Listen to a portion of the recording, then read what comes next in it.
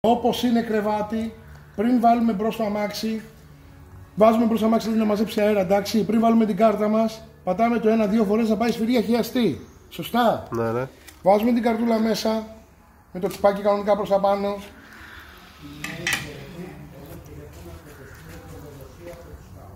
Welcome 13:37, 11:37 UTC. Η ώρα η 0 είναι η ώρα Greenwich. Για να μην μπερδεύονται όλοι οι ελέγχοι του κόσμου η ώρα UTC. Μην αγχώνεσαι, είναι 2 ώρες το χειμώνα πίσω, 2-3 ώρες το καλοκαίρι πίσω.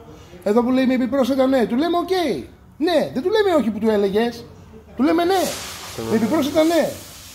Πατάω OK. Και μου λέει τώρα εδώ, από 15 του 23, 17:43, κοιμάσαι μέχρι 19 πρώτου 24, 13:37. Ναι, κοιμάμαι. Δεν είχα δουλέψει. OK. Φυσικά πάνω από 3 μέρες κανονικά πρέπει να παίρνεις και διόχαρτο όταν παίρνεις άδεια από τη δουλειά. Αρχή χώρας GR, OK. Επιβεβαίωση εισόδου, ναι, OK.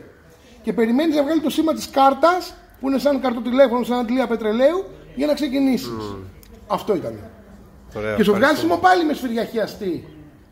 Για να κλείνουμε την εργασία μας, όχι τον ύπνο μας, για να μην μας πετάει σφάλματα η κάρτα. Ναι. Εντάξει, αγόρι μου. Πιστεύω ότι το ξανακατάλαβες τώρα.